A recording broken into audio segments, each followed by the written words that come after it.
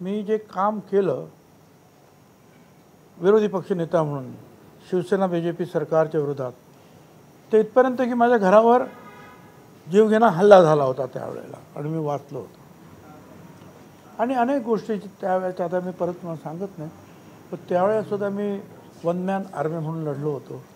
आणि त्यामुळे साहजिकच जर पक्ष फुटला नसता आणि काँग्रेस, म्हणजे आम्ही त्यावेळेला काँग्रेसमध्ये होतो, पवारसाहेबांनी आम्ही सगळे, तर माझी खात्री आहे 100% मुख्यमंत्री मीच झालो असतो. पण एवढंच नाही, पवारसाहेब ज्या वेळेला काँग्रेसमधून त्यांना बाहेर काढलं, पक्ष त्यावेळेला फुटला, त्यावेळेलासुद्धा मी पवारसाहेबांबरोबर न जाता काँग्रेसमध्येच थांबावं. काँग्रेस आताच तुम्हाला जे आहे पुढच्या होणाऱ्या विधानसभेच्या निवडणुकीनंतर मुख्यमंत्री म्हणून आम्ही तुम्हाला घोषित करतो, अशा प्रकारचे जे काही मेसेज, फोन्स, मग ते माधवराव शिंदे असतील, शीला दीक्षित, ऑस्कर फर्नांडिस, राजेश पायलट, आता जे सध्या हयात आहेत असे मुकुल वासनिक, हे कलमाडे, आणि माझ्याबरोबर सतत त्यावेळेला ATNवर काम करणारे संजय खोडके आहेत. त्यांना तुम्ही विचारलं तर ते तुम्हाला ते सांगतील की मी जे बोलतो ते खरं आहे की नाही. पण त्यावेळेला मी सांगितलं की ठीक आहे, मला तुम्ही म्हणताय ते म्हणे तुम्ही नुसते या दिल्लीला, मी मुख्यमंत्री म्हणून तुम्हाला आम्ही घोषित करतो. पण मी सांगितलं की नाही, मी पवारसाहेबांबरोबर राहणार. आणि मग पवारसाहेब आणि म्हणजे मी प्रांताध्यक्ष झालो, पवारसाहेब राष्ट्रीय अध्यक्ष, आणि ती निवडणुकीत पुढे 6 महिने पुढे प्रिपोन झाली. आणि त्यामुळं NCP जी पवारसाहेबांनी स्थापन केली होती, त्याच्या जिल्हा बॉड्यासुद्धा निर्माण झाल्या नव्हत्या. त्याच्यामुळे उमेदवार जाहीर करणं आणि ते सगळाच गोंधळ झाला होता. मी त्या प्रक्रियेमध्ये पूर्णपणे 100% होतो. आणि पवारसाहेबांकडे एक हेलिकॉप्टर, माझ्याकडे एक हेलिकॉप्टर, आम्ही असाच दौरा केला. आणि त्यावेळेलासुद्धा जर जास्त आमचे आले असते काँग्रेसपेक्षा जास्त, तर त्यावेळेलासुद्धा मुख्यमंत्री मी झालो असतो. परंतु त्यावेळेला काँग्रेसचे आमच्यापेक्षा जास्त आले. काँग्रेस वेगळी लढली, आम्ही वेगळे लढलो. शिवसेना BJP एकत्र होते, तिरंगी सामना होता. मग आम्ही काँग्रेसबरोबर गेलो, पण काँग्रेसचे जास्त होते म्हणून त्यांचा मुख्यमंत्री आणि आमचा उपमुख्यमंत्री म्हणजे मी झालो. आता 2004ला काय परिस्थिती होती आणि का पक्ष फुटला असता हे काही मला काही कल्पना नाही. कारण त्यावेळेलासुद्धा हे साहेब म्हणतात ते बरोबर आहे. अजितदादा तरी सुरुवातीपासून होतो, तर बाकीची सगळी मंडळी ही तर ज्या वेळेला मी पवारसाहेबांबरोबर ताबडतोब आलो, म्हणजे कदाचित मी पहिलाच आलो, त्याच्यानंतर अनेक पश्चिम महाराष्ट्रातले इतर जे काही नेते मंडळीनंतर पुढे ती विचार करत होते, आपापल्या मतदारसंघामध्ये मतदान घेत होते, काँग्रेसमध्ये राहायचं की शरद पवार साहेबांबरोबर जायचं. त्यामुळे ते नंतर आले, ते किंवा आणलं गेलं त्यांना. पण ठीक आहे, काय तर त्यांचं ते मत आहे, मला काही कल्पना नाही का पक्ष फुटला असता.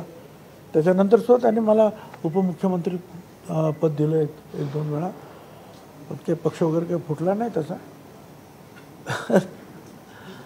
आणि तो फुटायचा झाला तो त्यावेळेला, आता तो अजित पवारांच्या नेतृत्वाखाली नंतर पक्ष फुटला, ही परिस्थिती आहे.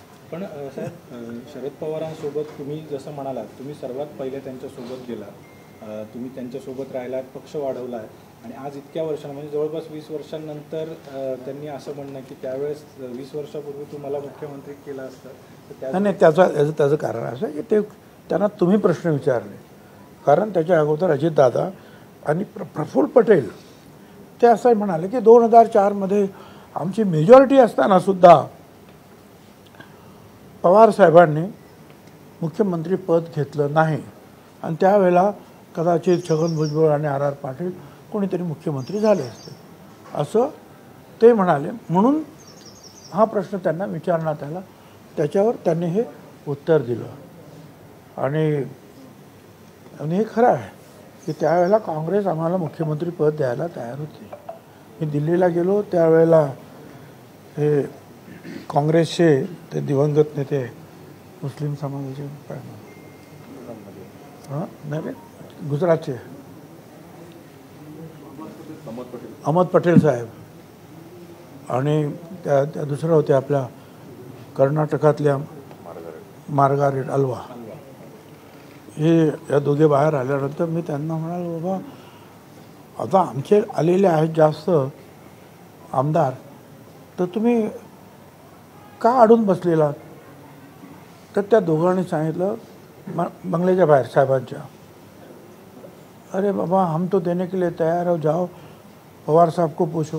ले लो ना, हम कहाँ ना बोल रहे हैं, वही ना नहीं ले रहे, हम लोग क्या करें. माझ्या समोर हे दोघं जण बोललेले आहे. परंतु त्यावेळेला मग ते पवार साहेब म्हणतात त्याप्रमाणे काही अडचणी असतील, मला काही कल्पना नाही. संजय राऊत असं म्हणाले की शिंदे हे मुख्यमंत्री म्हणून तटकरे अजितदादांना नको होते. संजय राऊतांनी आज असे आरोप केले की शिंदे हे मुख्यमंत्री म्हणून अजितदादा तटकरे वळसेंना नको होते. मला नाही माहिती. 2019 साली ना जेव्हा त्यांनी भाजपाशी पहिली चर्चा केली तेव्हा भाजपा नेत्यांना मुख्यमंत्री नको होते एकनाथ शिंदे. नंतर राष्ट्रवादी काँग्रेसची चर्चा झाली तेव्हाही अजित पवारांनी तटकरेंना देखील ते मुख्यमंत्री नाही आता काय मध्ये हे सगळं याच्या चर्चेमध्ये हे उच्च नेते जे आहेत ते सहभागी होते. त्याच्यामुळे मला काहीही माहिती नाही. मी त्याच्यामध्ये शून्य. मला जे काय माहिती आहे ती जी आहे पक्ष स्थापन झाला आणि त्याच्यानंतरचा काही काळ या गोष्टी मला माहिती आहेत, त्या मी तुम्हाला सांगितलं. त्याच्यानंतर जे हे उच्च वर्तुळ ज्याला आपण म्हणतो त्या उच्च वर्तुळामध्ये मी नव्हतो. ठीक आहे. नाशिक आणि दिंडोरी या दोन लोकसभा मतदारसंघामध्ये रस्सीखेच सुरू आहे शेवटच्या क्षणापर्यंत. नाशिकची जागा आणि दिंडोरी जागा जिंकणं किती चॅलेंजिंग वाटतंय? नाशिक आणि दिंडोरीची जागा जिंकणं किती चॅलेंजिंग वाटतंय महायुतीला? मी तुम्हाला सांगतो दोन्ही जागा महायुतीच्या निवडून येणार. दोन्ही जागा येणार. योगींची सुद्धा मालेगावची सभा आमचे रवींद्र पगार गेले होते, प्रचंड मोठी झाली.